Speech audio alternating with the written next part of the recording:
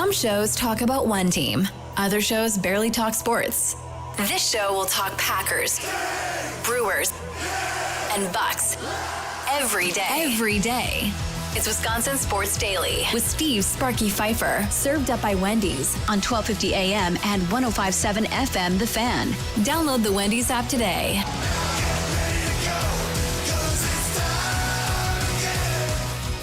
It is time again here in the 4 o'clock hour, hour number 3. If you missed anything from earlier in the show, go back, listen to any of the podcasts that you may have missed from earlier today, whether it be the Pack-A-Day radio show with Andy Herman, 8 to 9, whether it be 9 to 11, the Mason Crosby show with Mitch Thundernellis, brought to you by Verizon, number 1 in the Milwaukee market, whether it be this show or the leadoff show. If you missed one of those in the past, you can download and listen to them wherever you download, listen to your favorite podcast at, right? Odyssey, iHeart, TuneIn, you name it. They will have it there for you. So wherever you are, we are here on The Fan. Makes it nice and simple for you. You don't got to sit there and download a million different apps. It's real nice and easy for you to find. Live video streaming now as well on YouTube. All you got to do is go to youtube.com/@TheFanMilwaukee. Like and subscribe, please. At the @ symbol, The Fan Milwaukee on YouTube.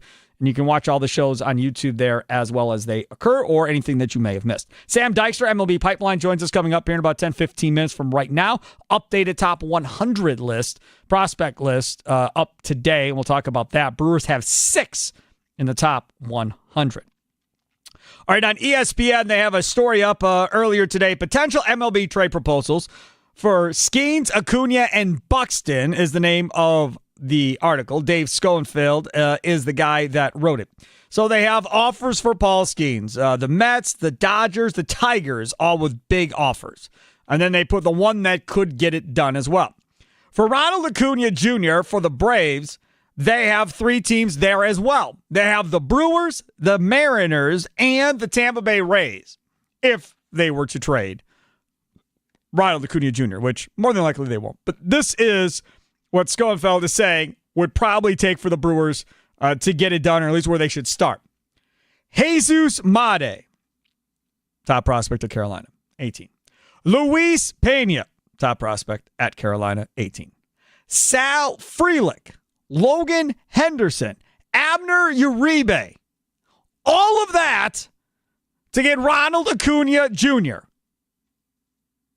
Would you do that deal and go all in to get Ronald Acuna Jr. on this team to play with Yelich, to play with Jackson Churio in the middle of that lineup? Would you do it? Nikolay Lawfan, talking text line 414-677-1250, 414-677-1250, Facebook and Twitter at The Fan Milwaukee. You can sound off with a recorded voice message on your Odyssey app. Now, in this situation, Schoenfeld said that they would take the Mariners' offer over the Brewers.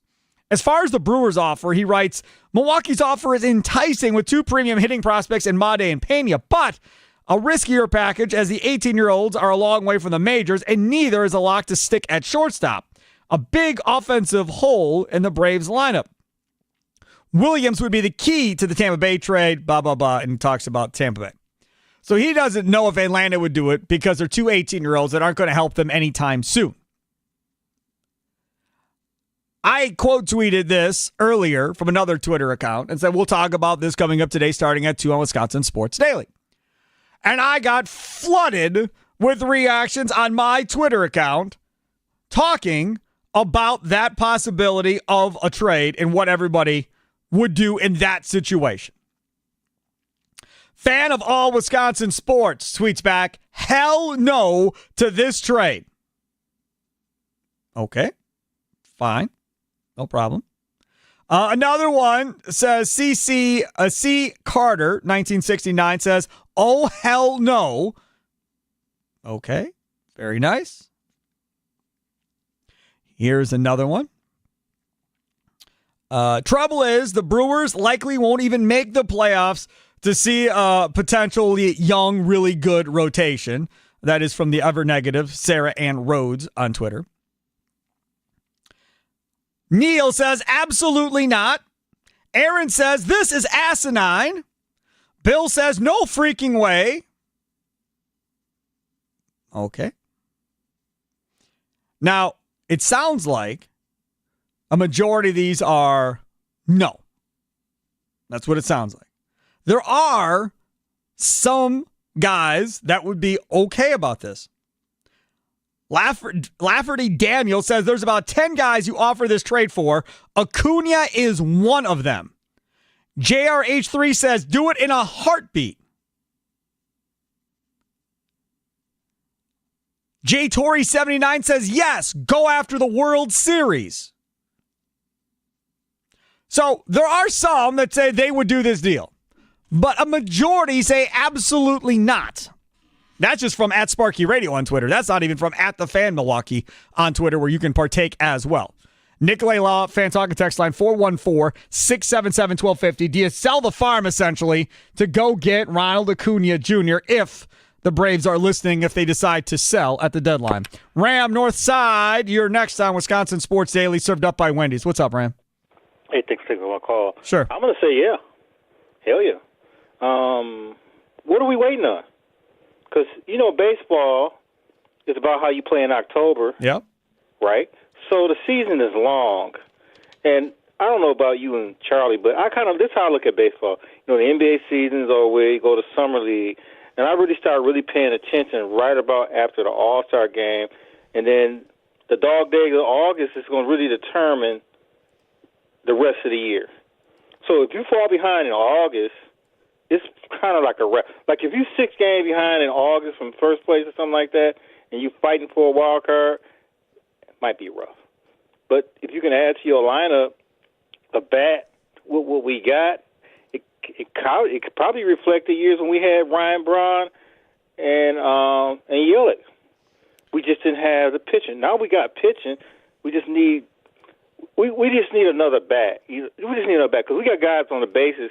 I think we can be competitive and maybe, I would say, win it all. I watched some of that game. I watched tonight's game. I think the Brewers are right there. I'm not going to say. Well, again, if you didn't hear the news earlier, Rhys Hoskins will be out till the middle to the end of August. We found out earlier today. Yep. That's a big blow, Ram. That's a big blow. You're right, Sparky. Well, I don't know. We got to think about this. All right, Ram. Thanks for the call. Right. Appreciate it. That's just it. We talked about Rhys Hoskins. This news came out right before 2 o'clock about Hoskins being out.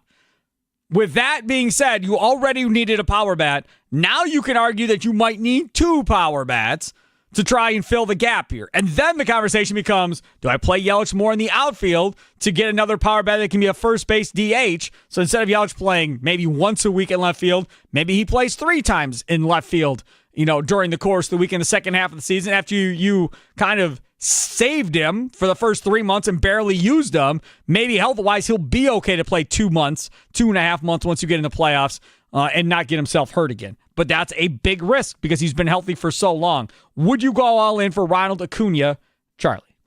Yes. And the easiest yes of my life, if I'm being honest. Most of these people saying no, I need you to at least go to his baseball reference page and look at the season that he is having right now in only 40 games on the season. So he has not played the whole year. 40 games. So in 40 games, right now he's batting .331 with a .450 on base and a .561 slugging for a total of a 1.011 OPS. That is matching his OPS from his MVP season, where he also broke tons of records, went 40 home runs, 70 stolen bases that season, and he had an OPS of 1.012. So right now he's on pace for that type of season if he can stay healthy longer. That's the big question with Ronald Acuna. I think that's why a lot of people are saying no, is that he can't stay on the field, and that if he's going to be a part of this team and be a big help to a World Series type of run for this team, he has to be on the field.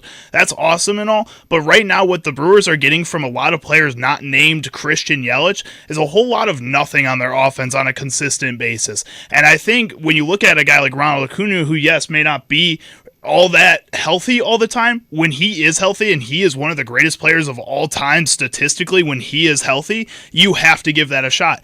And I understand you want to keep Mate, you want to keep Pena, but realistically, the odds of both those guys working out in the long run is pretty slim. It's pretty slim that one of them works out as much as well as we expect them to. So right now, you can have a guy who's doing this all at this moment, having a crazy season as we speak, and has had crazy seasons in the past, crazy seasons that match an Aaron Aaron Judge, match a Shohei Ohtani, and you're telling me you don't want that right now? It's insane. Okay, now, the other part of this that we have not talked about is money. How much is Ronald Acuna Jr. making? How much longer is on his contract? Did you look? I have not looked yet. Don't look. Okay. How much do you think he's making? How many years do you think is left on his deal? He is 27. This is his age 27 season. So I would say he's probably put him on some kind of like 10-year, $300 million contract at some point over the course of his career here. So like year 3 of that contract, so about 7 more years. And that would put him at like $200 million left then. $200 million left. Yeah. He has. There's no reason the Brewers should not be involved in this. This year he's making $17 million. Okay, so a little less than I was thinking. Next year, in 2026, at age 28, he's making $17 million. In 2027, there is a club option for $17 million.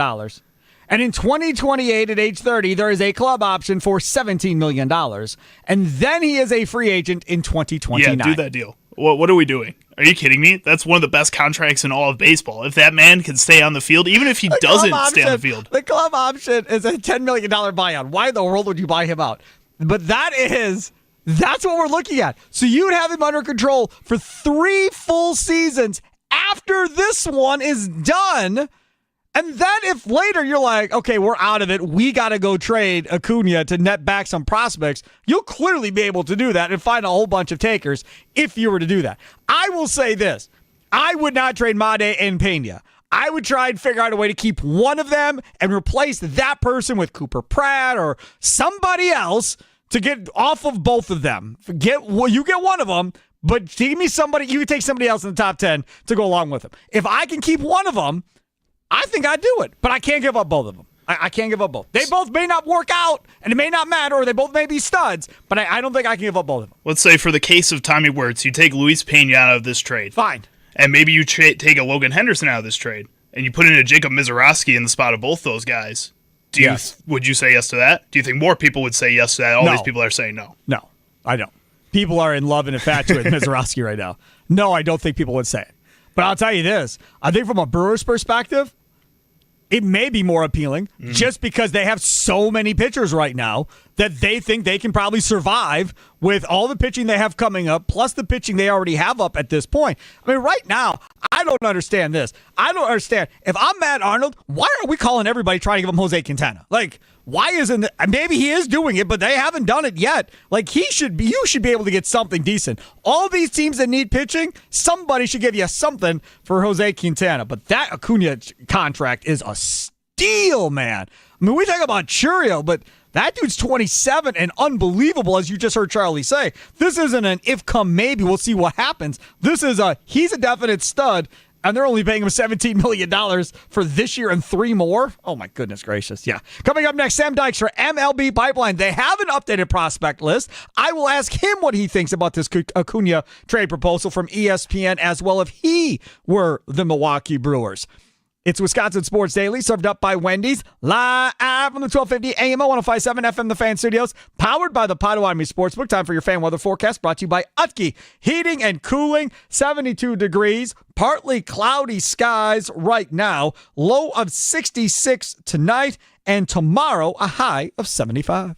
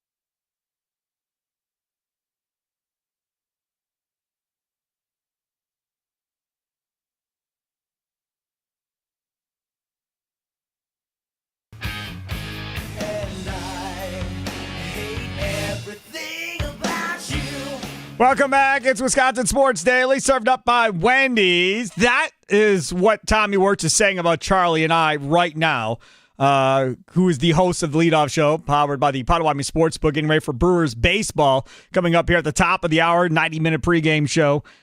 Going between now and 6:30. Rhys Hoskins talks to the media this afternoon. We'll hear from him as he will be out to mid to late August, according to reports. We'll hear from Pat Murphy before today's Brewers game as well. Austin Herdania from the Potawatomi Sportsbook does his daily parlay pick. He'll be on the show today. Andrew Wagner, Forbes Sports Brewers writer, he'll join the show today. He's down at American Family Field. So a full show for Tommy Wortz. But Tommy Wortz is absolutely disgusted by Charlie Uczen and I for considering, even thinking about this trade that ESPN has put out. Having said that, I'm going to bring out one of my favorite guests. He is Sam Dykstra of MLB Pipeline. They updated their top 100 prospect list today, and we will get to that in a matter of mere moments. Follow him on Twitter at Sam Dykstra, MILB, as he joins us on the Fan Guest Hotline powered by Gruber Law. Good afternoon, Sam. Good afternoon. I don't know if you saw this piece on ESPN or not. David Schoenfeld, potential MLB trade proposals for Skeens, Acuna, and Buxton.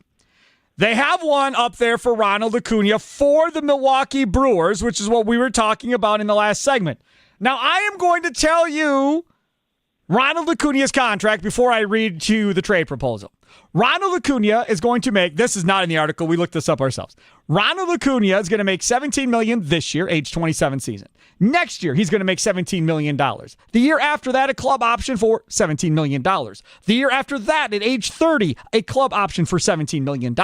And he is a free agent in 2029 in his age 31 year. So if you were to trade for Ronald Acuna, which again, I don't think Atlanta will, but if they were to, you'd be trading whatever it may be for 3.5 years of Ronald Acuna at only $17 million a year. That seems like a steal of a contract. Would you agree, Sam Dykstra? Yeah, I would. I know he's coming off the ACL, and he's had a history of ACL problems. This is not his first surgery. It's his second. I get it. This is a guy who can hit 40 home runs and steal 70 bags in a year and has been incredibly good this season. If Ronald Acuna Jr. is out there, you go get him. I said the same thing about Juan Soto a number of years ago. Right. It's like the deal is out there to be done, and I know it hasn't aged great because James Wood has looked great in Washington, but still, if the Padres were serious, and they were, they went out and got Juan Soto because you go get a good bat. Ronald Acuna Jr. is a good bat. The contract is great. I don't see any downside. Okay. Now, ESPN, they have three offers. One from the Mariners, one from the Rays, one from the Brewers. Now, they end up saying Atlanta would take the Mariners offer over the Brewers. But this is what they put for the Brewers offer. Made, Luis Pena, Frelick, Logan Henderson, and Abner Uribe for Ronald Acuna. Now, they say they don't think Atlanta takes it because there's two 18-year-olds involved, and they don't think they want to wait for two 18-year-olds to develop, and there's no guarantee that either 18-year-old would actually turn out at this point. Charlie Uczen, my producer, and I both, I think, agree that we would not trade both Made and Pena. But if you could substitute one of them, pick one of them with a Cooper Pratt or something like that, then I think I would be down to do such a deal for a Ronald Acuna Jr. What say you? Yeah, I mean, I think any deal that's for Acuna has to start with Made and Mizorowski. I know that's tough to hear in Milwaukee. I like Luis Pena a lot. This deal's pretty interesting. I think if you put in Mizorowski, you might be able to edge past the Seattle offer that they have on the table here. I know that's not what you want to do. You want to keep the guys who are going to be helpful to the Major League team right now. Dealing away a Luis Pena from this deal and being like, oh, well, we're replacing with Cooper Pratt, it's not a one-for-one swap for me. I think you have to give up at least two of your top three prospects in this deal. That's Made, Pena, and Mizorowski. I just don't think that's going to get it done. I think you have to get those guys. And I understand the concern from ESPN. Again, all of this is hypothetical. Correct. Like, I don't think Atlanta's going to give up on 3.5 years of Acuna at that contract rate. And, Atlanta should always try to be competitive no matter what. But I think the offer that's on the table already is strong enough and is still not going to get there. So peeling away one of those shortstops isn't going to make it any better or more palatable to the Atlanta side.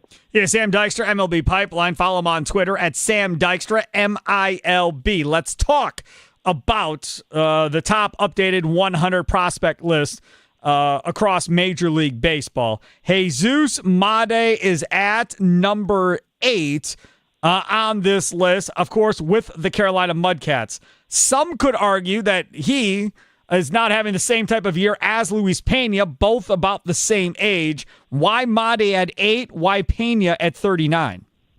Yeah, and then this is just a snapshot in time, right? Like we updated the top 100 last week. Pena's got as much momentum as any prospect in baseball right now. If we put this out 2 weeks from now, he might be in the top 25 as guys fall down. I know he's dealing with a hand/wrist injury right now. Thankfully, it's not fractured. But I think it goes back to Made has better bat speed. It's some of the best bat speed in the minor leagues.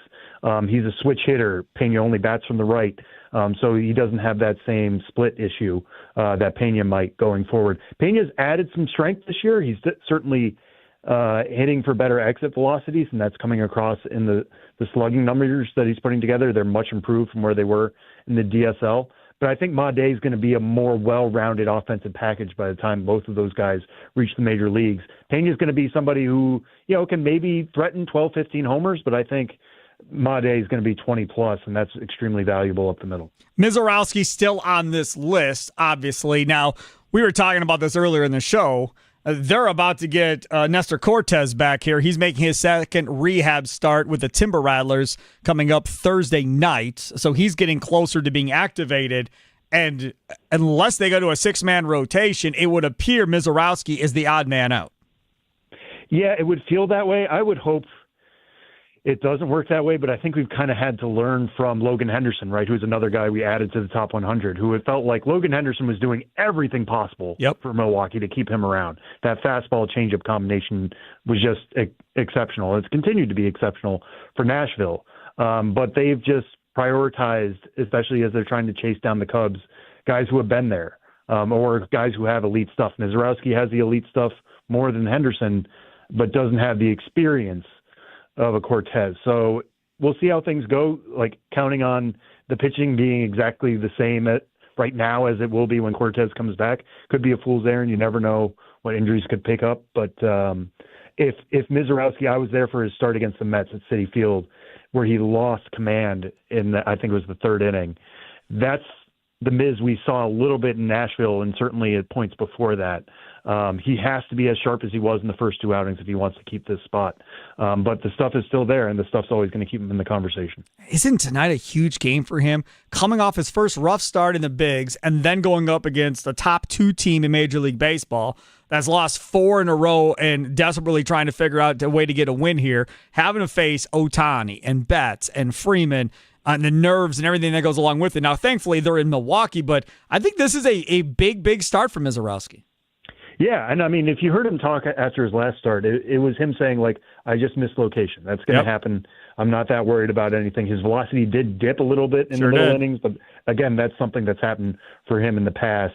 I think now we're getting at the point where the adrenaline is starting to wear off. When we saw him pumping 102, it's like, okay, that happens sometimes when you're making your first or second start. Now you're supposed to just be there. You've earned your spot. You've earned your starts. That adrenaline's going to go away a little bit. What kind of pitcher can you be now? And you mentioned who he's going to be facing, but like who's on the other side is Clayton Kershaw, which is a heck of a pitching matchup. I know this isn't Clayton Kershaw circa 2012, but like it's still a really good pitching matchup.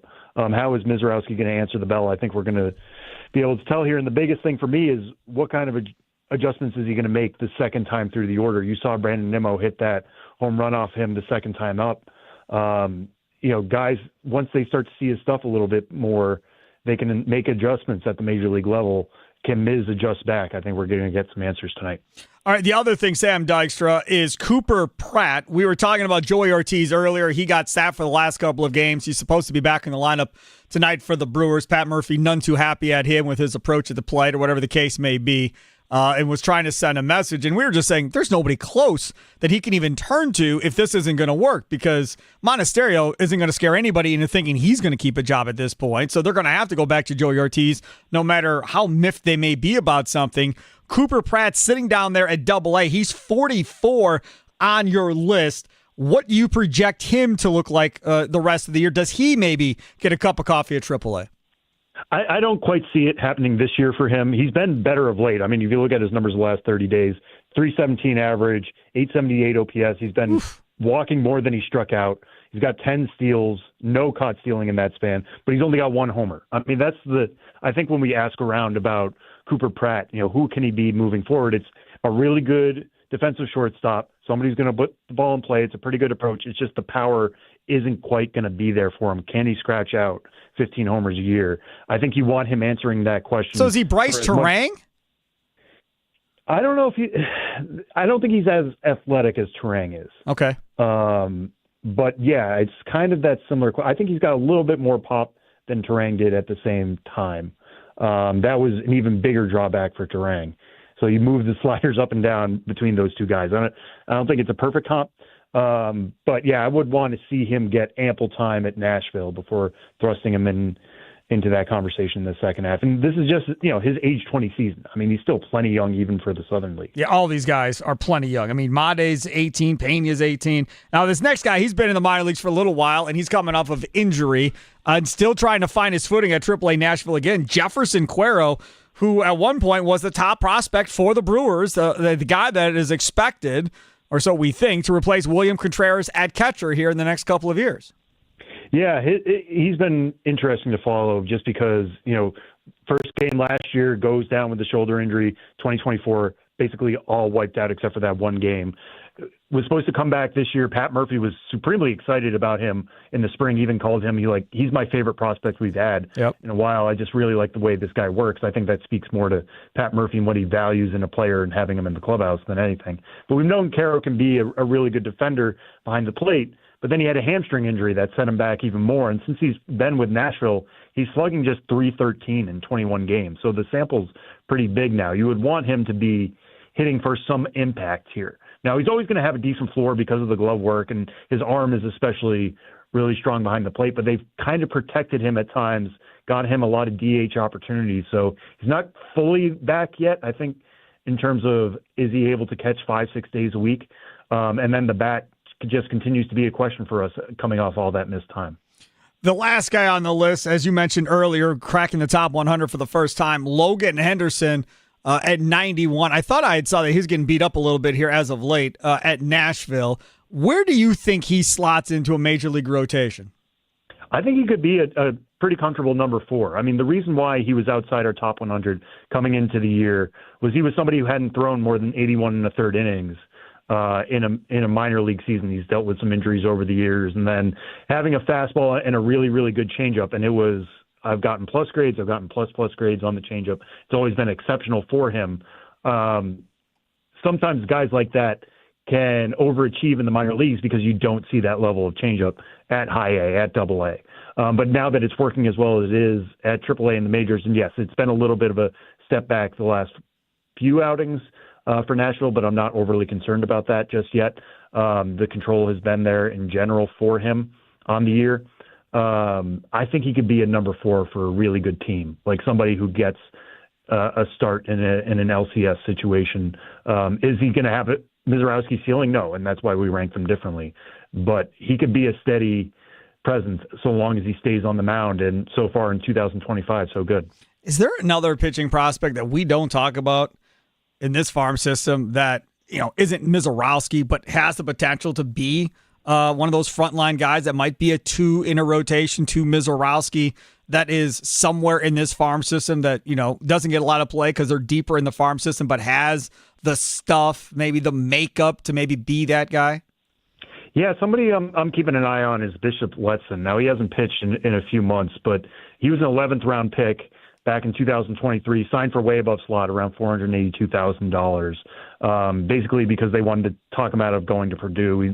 He fell down a little bit coming out of Indiana, But it's an above-average fastball, above-average slider. He's still only 20 years old. He's turning 21 in September. He's got size at 6'4", but his listed weight is 170 pounds. So you can imagine him adding velocity. I mean, coming into the year, it was around 92 to 94. He had a slider at 79 to 83. I think Letson is somebody who could follow that path. I'm not going to ever say somebody can be like Mizorowski. Mizorowski might have the best fastball in baseball right now. And then when you're buzzing in mid-90 sliders, there just is no comp for him. But I think Letson could be, the more he gets on the mound, he's at high A now with that projectability. We could be talking about him as a top 100 prospect this time next year. So I got to know, is Jim Callis, does he just not sleep here for the next week or so up until the draft? Because, I mean, this is like his Christmas, I would imagine, once we get to having the draft every year. I mean, he is kind of like the Kuiper or whatever you want to call it for Major League Baseball when it comes to the draft. Yeah, I got to give credit to him and Jonathan Mayo, who do our draft 250 list. I mean, working alongside those guys, I've learned something about my own work ethic and how crazy this time of year is. I mean, it's just, I'm going to be down in Atlanta with both of them this weekend. It's going to be a crazy time for prospects. The Futures game is on Saturday. The first day of the draft is on Sunday, and day 2 is on Monday. And day 2 now is the rest of the draft. It's rounds 4 through 20. It is going to be an insane day. There's no day 3 anymore. So I don't know what Jim or Jonathan's coffee order is, but I'm pretty sure I'm going to learn it really well down in Atlanta. So do you think, I mean, we got to think here in the next CBA, we're going to be able to trade draft picks at some point up and down, right? Like they do in every other dang sport? I mean, if they had my input and if they had fans' input, I think that would be in the CBA. I'll tell you, Matt Arnold, the GM of the Brewers, told me flat out in November he would just love it to death if they were able to move draft picks on draft day. I'm sure he would. I'm sure a lot of small market teams would love that. They could just acquire draft capital, especially the way the Brewers work and getting guys in and then developing them exceptionally well. I wouldn't be surprised if they made a lot of moves for draft picks. I haven't heard anything about that being on the horizon. I think it would generate a lot more interest if we were, especially with the draft now in July, just weeks before the trade deadline. Back when it was in June, it would have been a little bit tougher to make deals. But like, what if we were talking about, somebody like Sandy Alcantara being moved for draft picks? Yes. On draft night. I think lots of people would tune in for that. And not only that, it would just make for a fascinating trade exercises. So we'll see. I'm hopeful that comes down the line soon, but I haven't heard anything directly just yet. I can't wait for it to happen. Then people are really going to start following the draft more than they do already, probably. Sam Dykstra at MLB Pipeline. Follow him on Twitter at Sam Dykstra, MILB. Thank you so much, my friend. I appreciate it. Yeah, thanks so much for having me. Take care. There he is, Sam Dykstra here, joining us on the Fan Guest Hotline, powered by Gruber Law. One call, that's all. It's Wisconsin Sports Daily, served up by Wendy's, live from the 1250 AM, 105.7 FM, the Fan Studios, powered by the Potawatomi Sportsbook. Coming up next, things we missed on today's show here on the Fan.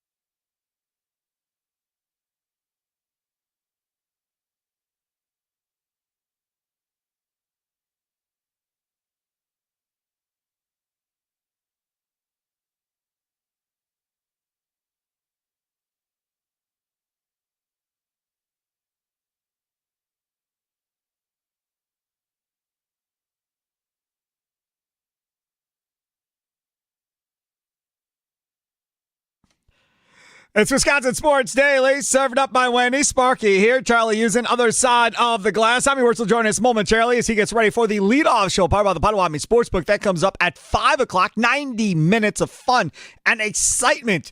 You will hear from Rhys Hoskins, who is expected to be out now in the IL until mid to late August. That is a gut punch for the Brewers.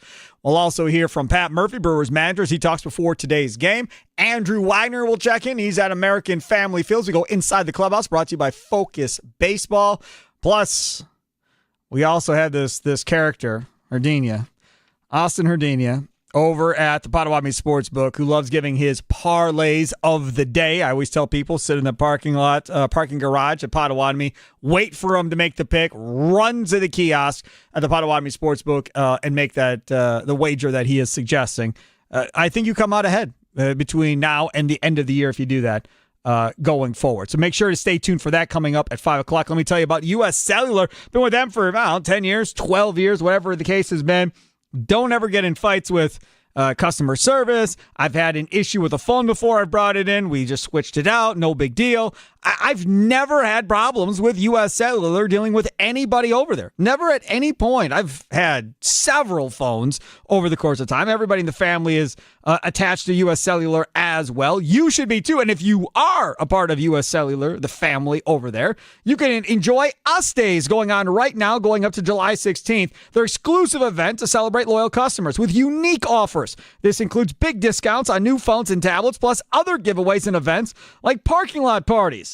There are some parking lot parties around the country. They got bags games going on. They got DJs, food trucks. Man, now that is a party. And that is going on right now. Find out which event is closest to you at uscellularparty.com. Again, that's uscellularparty.com for Us Days going on now until July 16th. If you can't make it to one of the parties, go inside, visit them in the store, check out their website to find out the best upgrade offers of the season going on right now with U.S. Cellular. Joining us now, as I said, in studio, he is Tommy Wortz. For those of you just tuning in that don't know what we're about to talk about, let me get you up to speed when we got like 5 minutes left or so. On ESPN, David Schoenfeld has a column up where he proposes 3 offers for 3 of the bigger names that might, long shot, be available on the trade market. Guys that probably won't be traded, but if they were to become available, and if these teams were able to listen for deals, what would they look like? Skeens, Acuna, and Buxton in Minnesota. Those are the 3. So they does not have the Brewers listed with offers for Buxton. He does not have the Brewers listed as an offer for Skeens. He does have the Brewers as the first trade proposal for Ronald Acuna Jr. of the Atlanta Braves. Ronald Acuna Jr. of the Atlanta Braves, who is going to make $17 million this year at his age 27 season. $17 million in 2026. $17 million in 2027 at age 29, a club option. $17 million in 2028, age 30, a club option. He then becomes a free agent in 2029, his age 31 year, which means if you were to make a deal for Ronald Acuna Jr., you would have him for 3.5 seasons at only $17 million a year. Even the Milwaukee Brewers can afford Ronald Acuna Jr.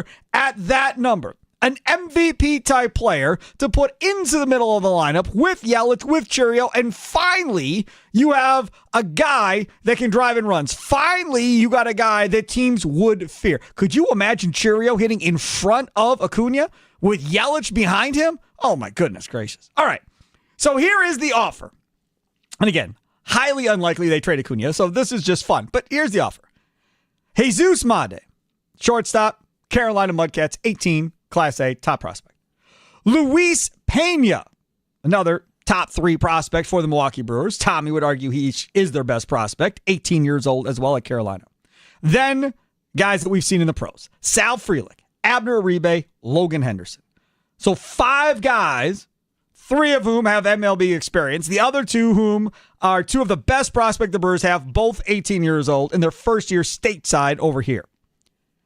So the question we were asking earlier is, would you do this deal?